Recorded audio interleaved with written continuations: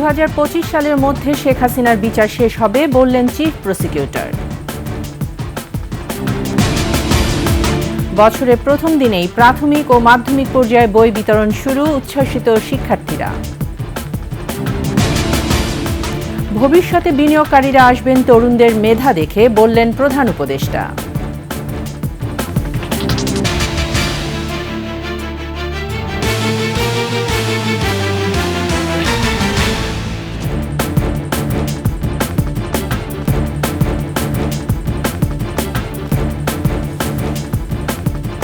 শুনছিলেন সংবাদ শিরোনাম। আমন্ত্রণ 21শে দুপুরের সংবাদে, সাথে আছে আমি তাইজিন রহমান। দর্শক, 21শে টেলিভিশনের সংবাদ একই সাথে সরাসরি দেখতে পাবেন আমাদের ফেসবুক পেজ www.facebook.com/21she24 অনলাইনে। এছাড়া সাবস্ক্রাইব করতে পারেন www.youtube.com/@21sheetv চ্যানেলে। এছাড়া সংবাদে আরও থাকছে। জমকালো আয়োজনে নতুন বছরকে বরণ করছে বিশ্ব, বাঁধ ভাঙা উল্লাস।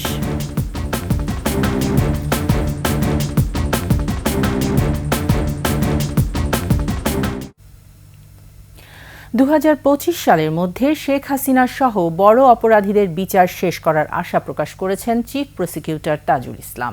দুপুরে আন্তর্জাতিক অপরাধ ট্রাইব্যুনালে সাংবাদিকদের সাথে নতুন বছরের মতবিনিময়ের সময় তিনি এই মন্তব্য করেন।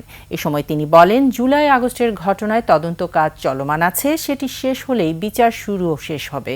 নতুন বছরের জুলাই আগস্টের সকল অন্যায় জুলুমের একটা প্রতিকার আসবে বলেও আশা প্রকাশ করেন তিনি। ভারত থেকে শেখ হাসিনাকে ফিরিয়ে আনা সরকারের বিষয় বলে মন্তব্য করেন তিনি। এদিকে গ্রেফতারকৃত পুলিশ কনস্টেবল সুজনকে 12ই জানুয়ারি হাজিরের নির্দেশ দিয়েছে ট্রাইব্যুনাল।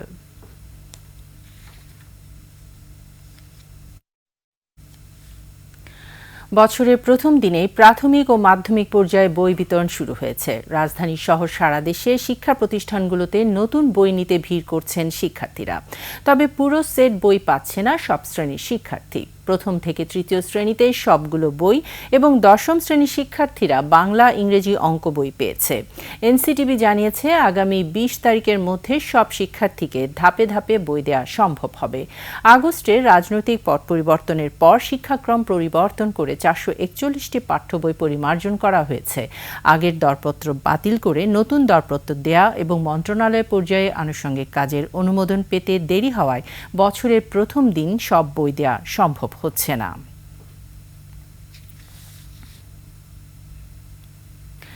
এদিকে ইংরেজি নববর্ষের প্রথম দিনে নতুন বই হাতে পেয়ে উচ্ছ্বসিত শিক্ষার্থীরা। তবে দেশের সব প্রান্তের সব শিক্ষার্থীর হাতে একযোগে নতুন বই তুলে দিতে না পারায় দুঃখ প্রকাশ করেন শিক্ষা উপদেষ্টা অধ্যাপক ওয়াহিদুদ্দিন মাহমুদ। সকালে রাজধানীর আন্তর্জাতিক মাতৃভাষা ইনস্টিটিউটে আয়োজিত এক অনুষ্ঠানে তিনি শিক্ষার্থী ও অভিভাবকদের কাছে এই দুঃখ প্রকাশ করেন। এ সময় তিনি নতুন পাঠ্য বইয়ের অনলাইন ভার্সন উদ্বোধনের পাশাপাশি বেসরকারি শিক্ষা প্রতিষ্ঠানের এমপিওভুক্ত শিক্ষক কর্মচারীদের বেতন ভাতার অবসর ও কল্যাণ সুবিধা ইএফটিতে বিতরণের উদ্বোধনও করেন। এ সময় শিক্ষা মন্ত্রণালয়ের দুর্নীতি রোধে শুদ্ধি অভিযানের কথাও জানান।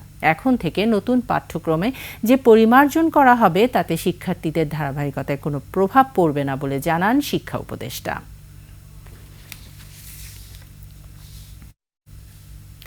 শুরু হলো মাসব্যাপী 29তম ঢাকা আন্তর্জাতিক বাণিজ্য মেলা। পূর্বাঞ্চলের বাংলাদেশ চায়না ফ্রেন্ডশিপ এক্সিবিশন সেন্টারে মেলার উদ্বোধন করেন প্রধান উপদেষ্টা ডক্টর মোহাম্মদ ইউনূস। উদ্বোধনকালে তিনি বলেন, দেশের বাণিজ্য সম্প্রসারণ এবং বিনিয়োগ আকর্ষণে বাণিজ্য মেলা গুরুত্বপূর্ণ ভূমিকা রাখতে পারে। এ সময় উপজেলা পর্যায়েও বাণিজ্য মেলা আয়োজনের তাগিদ দেন তিনি। এবার ফার্নিচারকে প্রোডাক্ট অব দ্য ইয়ার ঘোষণা করেন প্রধান উপদেষ্টা। বিস্তারিত জানাচ্ছেন নাহিদ সিরাজি নিম্মি। দেখা গেছে পর্দা উঠল 29তম ঢাকা আন্তর্জাতিক বাণিজ্য মেলার। পূর্বাঞ্চলের বাংলাদেশ চায়না ফ্রেন্ডশিপ এক্সিবিশন সেন্টারে মেলা উদ্বোধন করেন অন্তর্বর্তী সরকারের প্রধান উপদেষ্টা ডক্টর মোহাম্মদ ইউনূস। ইংরেজি বছরের প্রথম দিনেই যে আমরা উদ্বোধনী বক্তব্যে প্রধান উপদেষ্টা বলেন, রপ্তানি প্রসার ও উৎপাদনমুখী কর্মকাণ্ড বেগবান করতে বাণিজ্য মেলা গুরুত্বপূর্ণ ভূমিকা রাখবে। এ সময় উপজেলা পর্যায়েও বাণিজ্য মেলা আয়োজনের পরামর্শ দেন তিনি। উপজেলায় প্রতিযোগিতা হবে, প্রত্যেক উপজেলা থেকে 3 জন 4 জন যা আপনারা বিচার করেন আসবে, তাদের জায়গা পাবে, তাদের সমস্ত খরচ সরকার বহন করবে। ভবিষ্যতে দেশে বিনিয়োগকারীরা আসবেন তরুণদের মেধা দেখে। তারুণ্য নির্ভর সেই মেলাই হবে আসল বাণিজ্য মেলা। ভবিষ্যতের মেলা সারা দেশ জুড়ে হবে, জায়গায় জায়গায় হবে, এবং এটা হলো চূড়ান্ত মেলা, সবাই আসবে, দেখতে আসবে, বুঝতে আসবে, শিখতে আসবে, বিনিয়োগ করতে আসবে। এখানে যারা দেখতে আসবে তাদের অর্ধেকাংশ হলো যারা বিনিয়োগ করতে চায়, সঙ্গী খুঁজতেছে, কোন ব্যবসাটা সে ধরবে। উদ্বোধন শেষে মেলা পরিদর্শন করেন প্রধান উপদেষ্টা ডক্টর মোহাম্মদ ইউনূস। মেলায় জুলাই গণ অভ্যুত্থানকে প্রাধান্য দিয়ে থাকছে জুলাই চত্বর, ৩৬ চত্বর ও তারুণ্যের প্যাভিলিয়ন।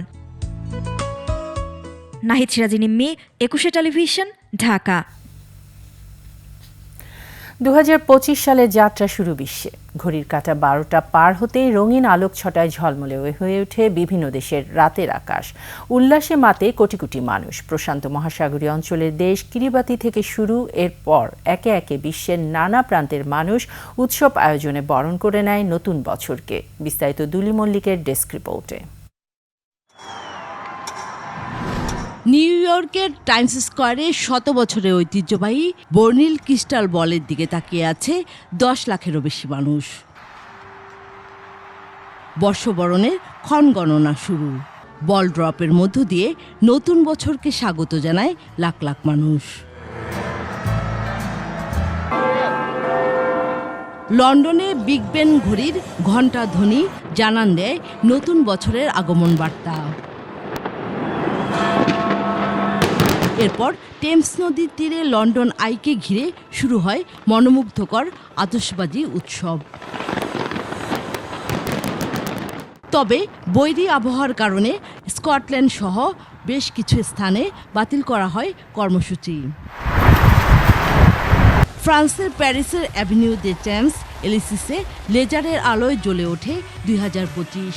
এরপর শুরু হয় আতশবাজির উৎসব। গ্রিসে বর্ষবরণ উদযাপন ছিল একটু ভিন্ন। বন্য ও গৃহপালিত প্রাণীদের ওপর চাপ এড়াতে এথেন্সের অ্যাক্রোপলিসে প্রাচীন পার্থেনন মন্দিরে নমনীয় আলোক প্রদর্শনী হয়। এছাড়া ইউরোপের স্পেন, জার্মানি সহ বিভিন্ন দেশে আতশবাজি উৎসবের মধ্য দিয়ে নতুন বছরকে বরণ করে নেওয়া হয়। মধ্যপ্রাচ্যে সিরিয়ায় বাশার আল আসাদ সরকারের পতনের পর প্রথম বর্ষবরণ। দামেস্কেতে পতাকা নেড়ে নতুন বছরকে স্বাগত জানায় সিরিয়ানরা।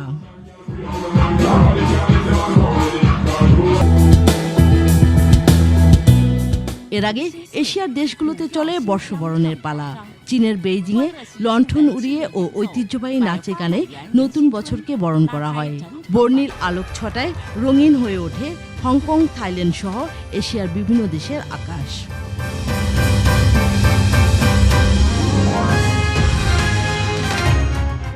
দুলি মল্লিক, ডেস্ক রিপোর্ট, ২১ টেলিভিশন। নিচ্ছে সংবাদ বিরতি। বিরতির পর যা থাকবে। সংস্কারের পরে নির্বাচন কোনো অর্থ বহন করে না বললেন বিএনপির মঈন খান।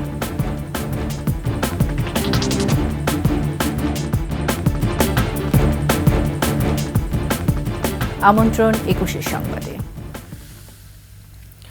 সংস্কার একটি চলমান প্রক্রিয়া মন্তব্য করে বিএনপির স্থায়ী কমিটির সদস্য ডক্টর আব্দুল মঈন খান বলেন, আগে সংস্কারের পরে নির্বাচন, এসব বক্তব্য কোনো অর্থ বহন করে না। তিনি বলেন, সংস্কারের পাশাপাশি নির্বাচনেরও প্রস্তুতি চলবে। জাতীয়তাবাদী ছাত্রদলের ৪৬তম প্রতিষ্ঠাবার্ষিকী উপলক্ষে রাজধানীর শেরেবাংলা নগরে জিয়াউর রহমানের সমাধিতে সংগঠনের নেতাকর্মীদের নিয়ে পুষ্পস্তবক অর্পণ করেন ডক্টর মঈন খান। এ সময় তিনি আরও বলেন, নতুন বছরে নতুন প্রজন্মের কাঁধে উঠবে দেশের দায়িত্ব। জুলাই অভ্যুত্থান ছাত্র জনতার সাথে সমান তালে স্বৈরাচার বিরোধী আন্দোলনে অংশ নেয় ছাত্রদল।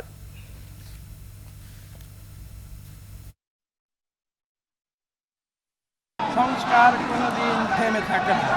কাজেই আগে সংস্কার, পরে নির্বাচন, অথবা আগে নির্বাচন পরে সংস্কার, এগুলো কোনো অর্থবহ প্রশ্ন নয়। সংস্কার চলবে যদি আমরা গণতন্ত্রে বিশ্বাস করি। প্রতি ৫ বছর নির্বাচন হবে। আপনারা নতুন প্রজন্মের কথা বলেছেন, এদেশে নতুন প্রজন্ম তো ভোট দেওয়ারই সুযোগ পায়নি। তারা আকুল হয়ে আছে, তারা ভোটার হয়েছে, তারা ভোট দিতে চায়। ১১,৩০৬ জনের মধ্যে ১৬০১ আহত পরিবারকে সহযোগিতা করা হয়েছে বলে জানান জুলাই স্মৃতি ফাউন্ডেশনের সাধারণ সম্পাদক সার্জিস আলম। তিনি বলেন, এই মাসে শহীদ পরিবারকে সরকার ঘোষিত ৩০ লাখ টাকা আর্থিক সহযোগিতা করা হবে। আহত অনেকেই এই আন্দোলনে সম্পৃক্ত নয়, তারপরেও সুযোগ সুবিধা নিতে এসেছে এমন অভিযোগও রয়েছে বলে জানান তিনি। জুলাই স্মৃতি ফাউন্ডেশন ব্যাংকে বর্তমানে জমা রয়েছে ১০৯,২০,২৩,০০০ টাকা।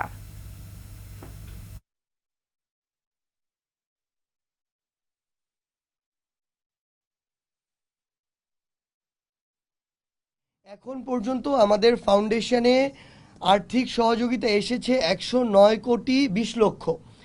আমরা আমাদের জায়গা থেকে এখন পর্যন্ত আর্থিক সহযোগিতা প্রদান করেছি। আমাদের যারা শহীদ পরিবার এবং আহত রয়েছেন তাদেরকে আমাদের জায়গা থেকে ৪৭,৩২,০০,০০০।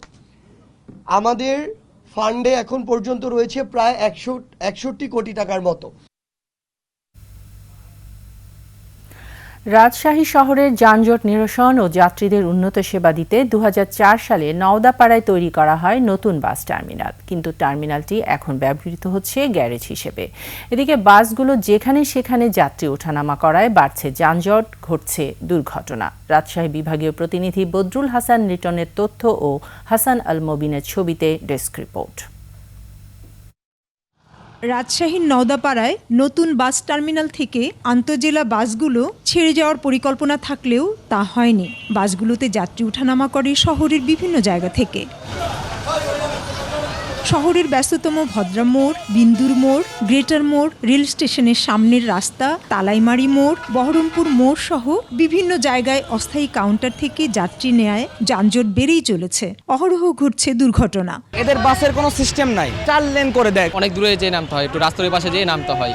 একটু 19-20 হলেই মনে করেন যে অ্যাক্সিডেন্ট। এই টার্মিনালটা অন্য জায়গায় নিয়ে গেলে সবচেয়ে বেটার। নতুন বাস টার্মিনালটি ব্যবহার হচ্ছে বাস রাখা, ধোয়া মোছা ও চালকদের বিশ্রাম নেয়ার কাজে। রেলগেট থেকে ভদ্রা পর্যন্ত যেতে আমাদের অনেক প্রিপারেশন হতে হয়, অনেক লোকের জান গেছে, অনেক লোক পঙ্গু হয়েছে। উন্মুক্ত করে দিয়ে যদি এই টার্মিনালটাকে যদি পুনঃপ্রতিষ্ঠিত করা যায়, নিরাপদে আমরা চলাফেরা করতে পারবো। এদিকে বাস মালিকরা বলছেন অন্য কথা। নতুন টার্মিনালের ব্যবস্থাপনা ঠিক না থাকায় শহরের বিভিন্ন জায়গা থেকে যাত্রী আনা নেওয়া করতে হচ্ছে। আমাদের যাওয়ার ইচ্ছা আছে, কিন্তু ওইখানে আসলে গাড়ি রাখার যে জায়গাটা সেটা পর্যাপ্ত। প্রায় এখান থেকে গাড়ি নিয়ে যদি যায় তা আমাদের গাড়ি রাখাতে ব্যবস্থা করতে হবে। সেই জন্য ওই টার্মিনালটা আরও পরিকল্পিতভাবে বড় করতে হবে এবং উঁচু করতে হবে। এদিকে টার্মিনালটি স্থানান্তরে বাস মালিক ও সংশ্লিষ্ট কর্তৃপক্ষের সাথে আলোচনা চলছে বলে জানিয়েছেন পুলিশ কমিশনার। যারা মালিক সমিতি আছে এখানে, শ্রমিক সমিতির কথা বলছি, তো আমরা পর্যায়ক্রমে আমরা এগুলোকে আমরা নিয়ে যাবো ওদিকে, বিশেষ করে যে গাড়িগুলো দূরপাল্লার। ৭.৪১ একর জায়গায় ৭,১৬,৭৮,০০০ টাকায় তৈরি হয়েছে এই টার্মিনাল। এটি দ্রুত চালুর দাবি নগরবাসীর। Bonushree Dolly, desk report, ২১ television. নিচ্ছি সংবাদ বিরতি, যখন ফিরছি তখন থাকবে। ফের স্পোর্টস প্রেস অ্যাসোসিয়েশনের বর্ষসেরা ফুটবল দল আর্জেন্টিনা।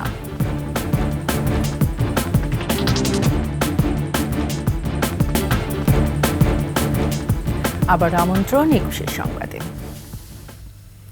এবার আভিভা ফিন্যান্স লিমিটেড বাণিজ্য সংবাদ।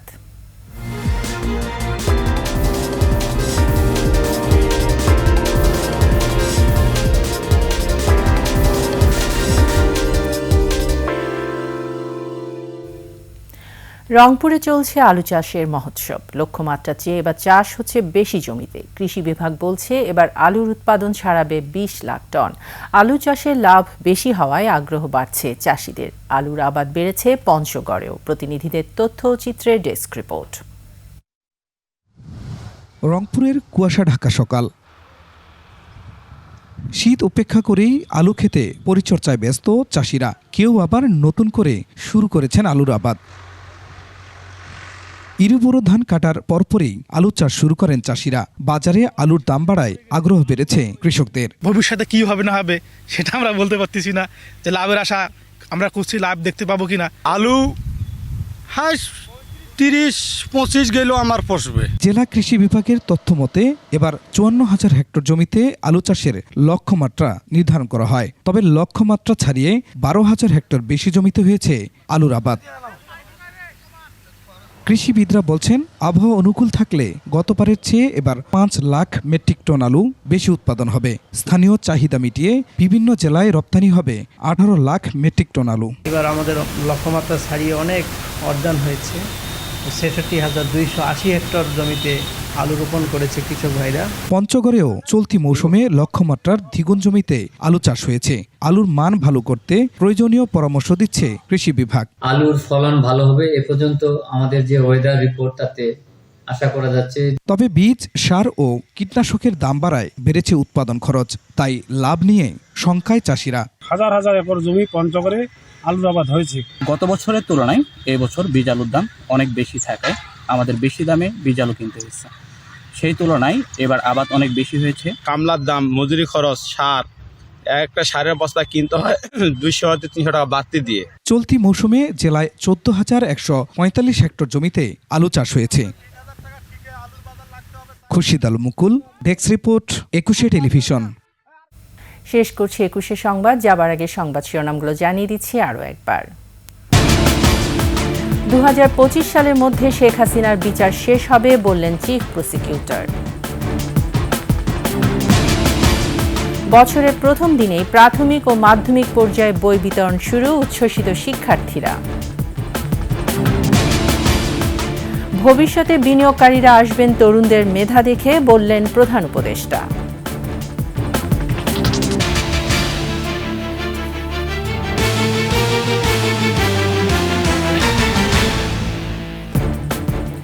সবশেষ সংবাদ জানতে ডায়াল করেন 2021 নম্বরে, আর ভিজিট করুন 21-tv.com এই ওয়েবসাইটে। ফেসবুকে ভিজিট করতে পারেন www.facebook.com/2124 অনলাইনে।